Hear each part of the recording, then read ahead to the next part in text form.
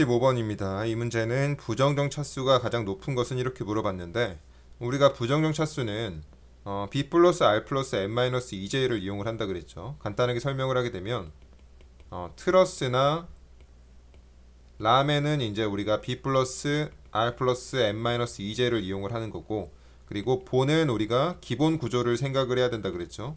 이거는 다른 영상에서 우리가 설명을 했으니까 간단하게 설명을 하고 바로 적용을 해보면 1번은 지금 트러스니까 b 플러스 r 플러스 n 마이너스 2j를 적용을 할 거니까 숫자를 잘 세면 됩니다. b부터 세면 여기가 하나 둘셋넷 다섯 개, 그리고 여섯 일곱 여덟 아홉 열 열하나 열둘 열셋 열네 열다섯 열여섯 열일곱 열여덟 열아홉 스물 21개겠죠. 그리고 r은 여기가 힌지 두 개니까 4개고, 트러스는 강절점 수가 0이라 그랬죠. 그리고 조인트 수는 지금 여기가 하나 둘셋넷 다섯 여섯 일곱 여덟 아홉 열 열하나니까 이거를 계산을 하게 되면 25 마이너스 22라서 3차라는 것을 알 수가 있습니다. 그래서 1번은 계산이 됐고, 2번도 마찬가지로 트러스이기 때문에 얘도 b 플러스 r 플러스 n 마이너스 2j를 적용을 합니다. 그래서 b를 세면 하나 둘셋넷 다섯 여섯 일곱 여덟 아홉 열이 나오겠죠. 그리고 r은 마찬가지로 힌지 두 개니까 4고, 강절점도 0이겠죠. 그리고 조인트 수는 여기가 하나 둘셋넷 다섯 여섯 개고요. 그러면 14 마이너스 12니까 2차라는 것을 알 수가 있습니다.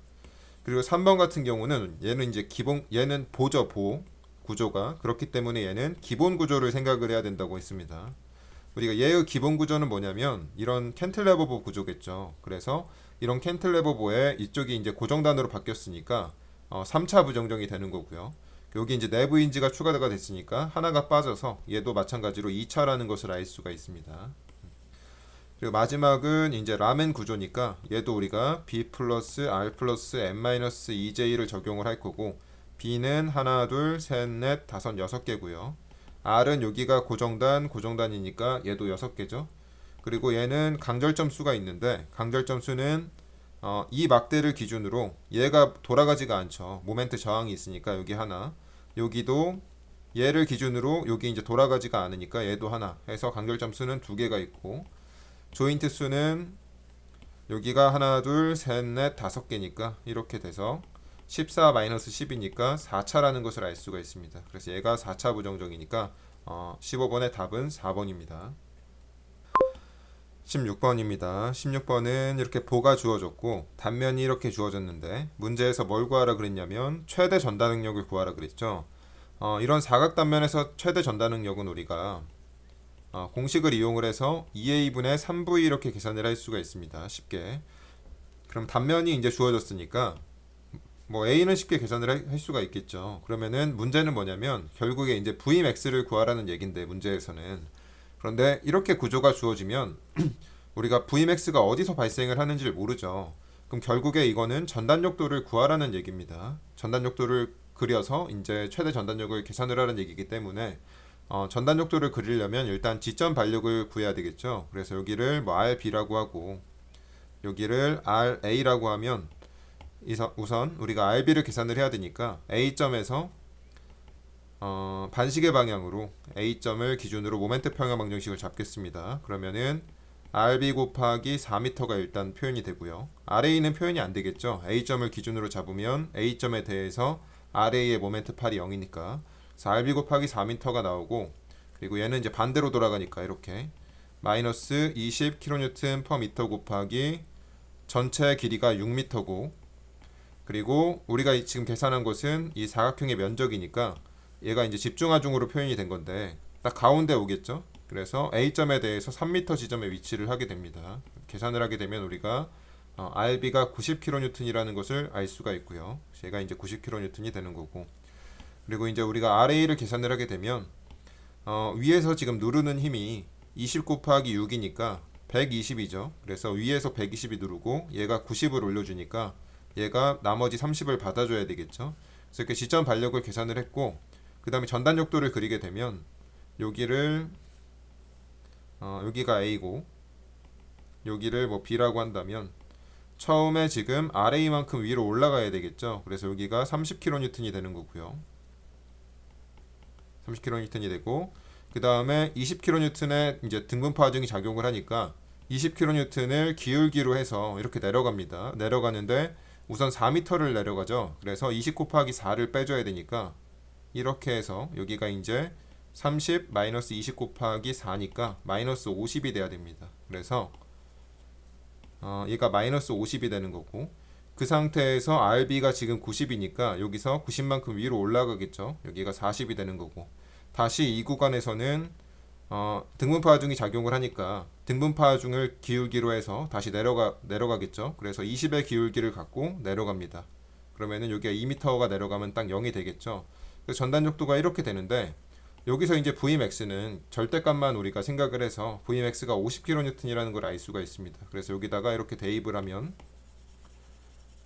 얘가 50kN을 대입을 하면 100 곱하기 100에 밀리미터 제곱이 나오고, 여기는 3 곱하기 50kN이 나오겠죠. 그래서 이거를 정리를 하게 되면 7.5 메가파스칼이라는 것을 알 수가 있습니다.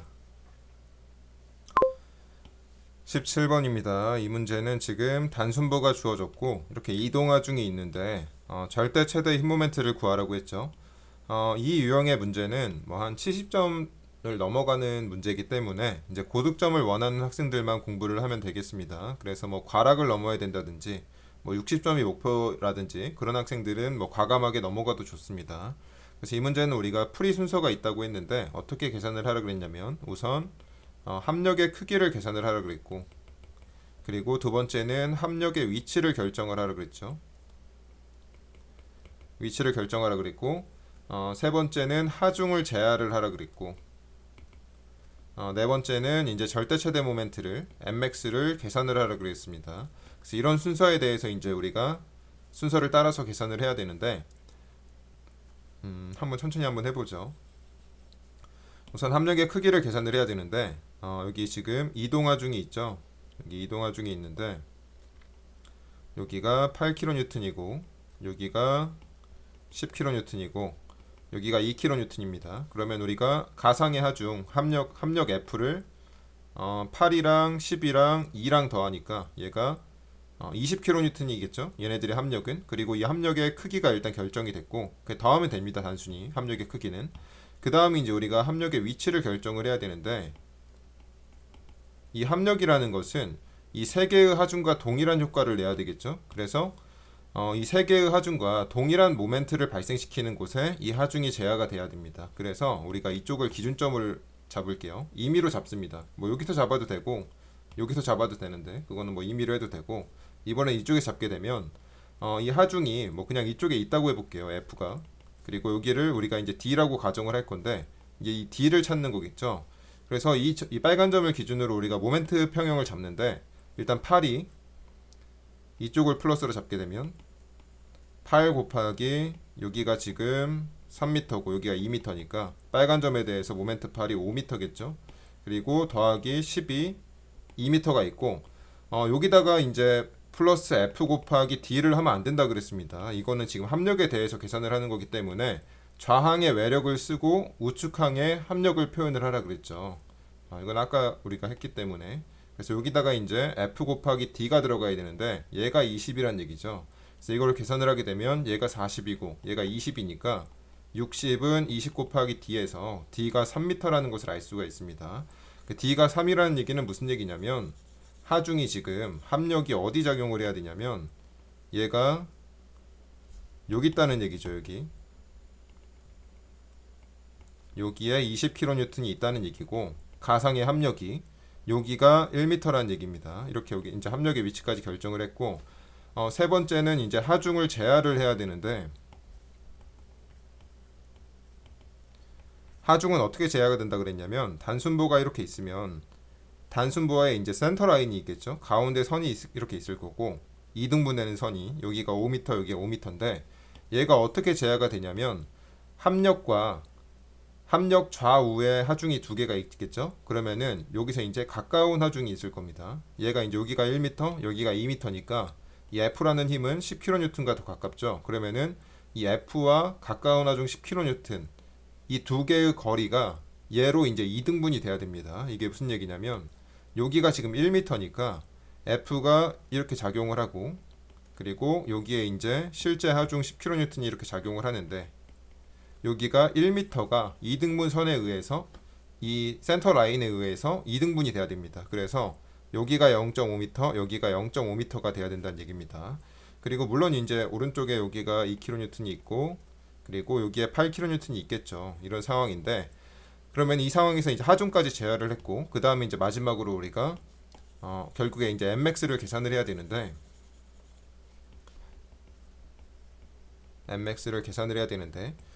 일단 첫 번째로 알아야 되는 것은 Mmax가 그럼 어디서 발생을 하느냐 이겁니다. Mmax는 여기서 이제 어디서 발생을 하게 되냐면 이 F랑 10kN 중에서 이 F라는 것은 사실 가상의 하중이죠. 우리가 세 개의 하중을 하나의 합력으로 표현을 한 거기 때문에 이 F는 실제로 작용을 하는 게 아닙니다. 따라서 이 10kN 실제 작용하는 이 하중 밑에서 우리가 Mmax가 발생을 한다는 것을 알 수가 있습니다. 그래서 여기가 이제 Mmax 발생 위치고요. 그럼 이제 여기서 이제 우리가 모멘트를 계산을 하면 Mmax이기 때문에 자유물체도를 이렇게 끊어서 모멘트를 계산을 할 수가 있겠죠. 그러면 우선 이제 우리가 이 롤러 반력을 계산을 해야 됩니다. 그래서 이 롤러 반력을 계산을 하기 위해서 이 힌지를 기준으로 모멘트 평형을 잡을게요. 그러면은 이렇게 여기 A점이죠. 이렇게 잡을 건데 일단 얘가 미지수니까 A점에 대해서 R 곱하기 10m가 이렇게 표현이 되겠죠. 그리고 나서 위에 이제 하중이 4개가 있다고 또 혼돈하는 학생들이 있는데 위에 있는 하중은 3개입니다. 이렇게 3개죠. 얘는 없는 하중입니다. 얘는 우리가 만든 가상의 하중이고, 그래서 우리가 여기 이제 모멘트 평형을 세울 때 여기 뒤에다가 이제 이 3개 하중에 대해서 모멘트식을 쓸 수가 있습니다. 그래서 여기다가 뭐 8 곱하기 뭐 거리가 여기가 A면 A 쓰고, 마이너스 10 곱하기 여기서 여기까지 거리가 B면 B 쓰고, 또 뭐 2 곱하기 C 쓰고 는 0 하면 풀 수는 있겠죠, 당연히.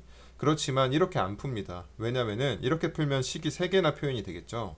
굉장히 이제 번거로워집니다. 그래서 어떻게 하느냐, 결국에 우리가 이 3개의 하중을 하나의 하중으로 바꾼 게 이 F죠. 그래서 이 3개의 하중에 대해서 고려를 할 수도 있지만 얘네들을 다 고려를 하지 않고 얘에 대해서만 고려를 하면 됩니다. 얘가 결국에 이제 등가 하중이니까. 그래서 이 식에다가 이 8kN, 10kN, 2kN을 하나로 만든 F에 대해서만 표현을 하면 되겠습니다. 그래서 F가 아까 20kN이라 그랬고, 그리고 A점에 대해서 F까지 거리는 여기서 여기까지는 전체 5m에서 0.5m를 뺐으니까 4.5m가 이제 모멘트 팔이 되겠죠. 그래서 이거를 계산을 하게 되면 우리가 R이 이게 9kN이라는 것을 알 수가 있습니다. 얘가. 그래서 처음 풀 때는 굉장히 이제 과정이 복잡한데 좀 여러 번 반복해서 풀다 보면은 이게 정형화되어 있기 때문에 어렵지 않게 풀 수가 있습니다. 여기가 이제 9kN이죠. 그러면은 이렇게 자릅니다. 이렇게 자르게 되면 어떻게 되냐면 여기가 9kN이고 여기가 2kN이고, 그리고 여기서 이제 우리가 계산을 해야 되는 게 얘죠. Mmax죠. 그러면 여기가 얼마냐면 여기가 2m고, 그러면 이제 우리가 여기서 잡으면 되겠죠. 여기를 기준으로 모멘트 평형을 잡으면 되겠습니다. 그래서 이렇게 잡는데 일단 우리가 계산을 해야 되는 게 Mmax고요. 그리고 플러스 2kN 곱하기 2m가 나오고, 그리고 마이너스 반대로 돌아가죠. 9kN은. 그리고 9kN 곱하기 이 전체 길이는 4.5m입니다. 왜냐면 전체 길이 요만큼이 5m인데 요만큼이 0.5m죠. 그래서 여기서 여기까지가 4.5m입니다. 그래서 는 0 하게 되니까 이거를 계산을 하게 되면 우리가 Mmax가 36.5kNm라는 것을 알 수가 있습니다. 18번입니다. 18번은 지금 트러스에서 부재 AD의 부재력을 구하라고 했죠. 그럼 이 AD를 계산을 하려면 우선 이 RA를 계산을 해야 되겠죠. 그래서 RA를 계산을 하기 위해서 C점에서 모멘트 평형을 잡겠습니다. C점을 기준으로. 그러면은 시계 방향을 플러스로 해서 C점을 기준으로 모멘트 평형을 잡게 되면 우선 미지수 RA가 표현이 될 테고, 그리고 6m가 이렇게 나오겠죠. 그리고 플러스 60kN 곱하기 이 빨간 점에 대해서 60kN의 모멘트 팔은 4m가 되겠죠. 그리고 얘가 이제 반대로 돌아가니까 마이너스 40kN 곱하기 모멘트 팔은 3m고요. 는 0 이렇게 되니까 RA가 마이너스 20kN이 나오게 됩니다. 이 마이너스라는 것은 우리가 처음 가정했던 방향과 반대라는 얘기겠죠. 그래서 여기가 위가 아니고 밑으로 20kN이 작용을 한다는 것을 알 수가 있습니다. 그러면은 우리가 이제 이 점에서 절전법을 이용해서 힘의 평형을 만족을 해야 되겠죠. 그러면은 A점을 지금 밑으로 20으로 당기니까 AD가 얘를 위로 잡아 당겨줘야 될 겁니다. 그렇죠? 그래서 위로 이렇게 잡아 당겨줄 거고, 그리고 여기에 이제 이 삼각형의 비를 표현을 하게 되면 여기가 3대 4대 5죠. 그래서 우리가 이쪽에 수직 불력이 이 20을 얘가 20을 여기서 다 받아야 되겠죠. 그래서 여기가 20이고 여기가 4니까 여기는 20의 4분의 5를 곱해서 25kN이라는 것을 알 수가 있습니다.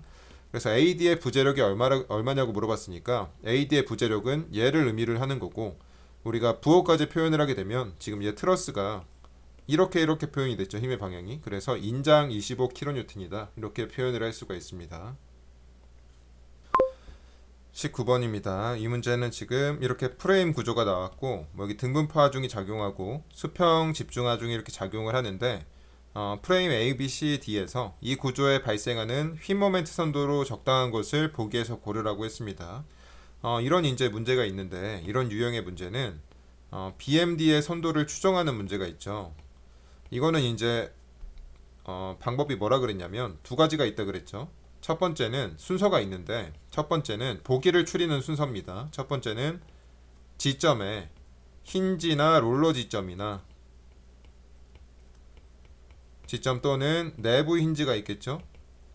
여기서는 당연히 이제 모멘트가 0이 돼야 된다 그랬습니다. 그래서 일단 이거를 먼저 판정을 하라 그랬고, 두 번째는 강절점의 모멘트의 부호랑 크기가 같다 그랬죠. 이걸 다시 한번 설명을 해보면 1번부터 힌지나 롤러 지점 내부 힌지에서 모멘트가 0이 돼야 된다 그랬으니까 A점이 힌지죠. 그리고 D점도 힌지고 E점은 내부 힌지이기 때문에 A랑 D랑 E에서 모멘트가 다 0이 돼야 됩니다. 그래서 1번부터 살펴보면 0이죠 여기는. 그리고 여기도 0이고 여기도 0이기 때문에 1번은 가능합니다. 2번도 여기랑 여기가 다 0이기 때문에 가능하고요. 3번도 여기가 0이기 때문에 가능하고, 4번도 여기가 0이기 때문에 다 가능합니다. 그래서 일단 1번의 조건은 다 만족을 하는 거고, 2번은 강절점의 모멘트의 부호랑 크기가 동일해야 된다 그랬는데, 이건 무슨 얘기냐면 강절점은 지금 여기랑 여기죠. 그래서 좀 자세하게 볼까요? 여기서 보면은 B점에서 이쪽 방향이랑 이쪽 방향의 모멘트의 부호랑 크기가 같아야 됩니다. 그래서 이쪽 방향부터 보면 이쪽 방향은 지금 요거죠. 요만큼이죠. 그래서 마이너스로 요만큼 있으니까 맞는 요거랑, 그리고 이쪽 방향은 요거죠. 마이너스로 요만큼. 그래서 이게 이제 이 크기랑 이 크기가 부호랑 크기가 같기 때문에 가능합니다.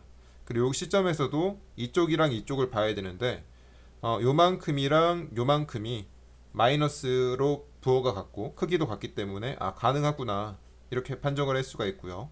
1번은 두 번째 조건을 만족을 하는 거고, 2번도 마찬가지로 B점에서 봤을 때 이 크기랑 이 크기랑 같죠. 그래서 가능한 거고, 요거도 C점도 이 크기랑 이 크기랑 같기 때문에 가능합니다. 얘도. 그리고 3번은 B점에서 봤을 때 이쪽은 플러스고 이쪽은 마이너스죠. 그래서 3번은 안 된다는 것을 알 수가 있습니다. 여기도 C점도 지금 이쪽은 플러스고 이쪽은 마이너스인데 강절점에서 좌우로 부호랑 크기가 같아야 되기 때문에 3번은 안 되는 거고요.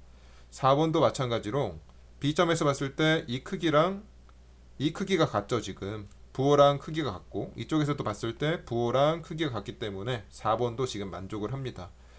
그래서 지금 두 가지 조건을 적용을 해봤는데 지금 추려진 게 3번밖에 없죠. 그럼 마지막 조건이 뭐냐면 이제 하중을 고려를 해야 됩니다. 하중 조건을.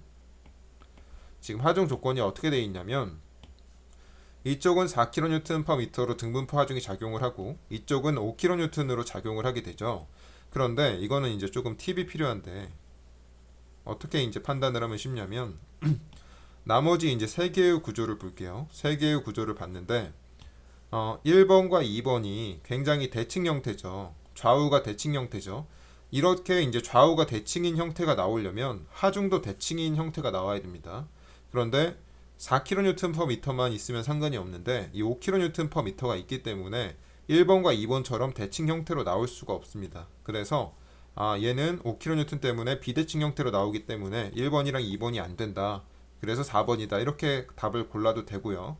아니면은 조금 더 이제 센스가 있는 학생들은 어떻게 이제 문제를 추릴 수가 있냐면 우리가 결국에 이 문제가 지금 정성적인 해석을 하는 거죠. 정성적인 해석을 하는 건데 1번과 2번을 봤을 때 얘네들을 구분을 할 수 있는 것은 수치적으로 접근을 할 수밖에 없습니다. 형태가 완전히 똑같기 때문에 결국 이 수치를 여기가 얼마고 여기가 얼마고 이거를 비교를 해야만 계산을 할 수 있다는 얘기인데 이거는 이제 정성적인 해석이 아니게 되죠. 그래서 우리가 정성적인 해석을 하라고 했을 때 이렇게 똑같은 유형의 그림이 나온다면 얘네들은 절대로 답이 될 수가 없습니다. 그래서 1번이랑 2번을 이렇게 제껴도 되고요. 그래서 답은 4번이라는 것을 알 수가 있습니다.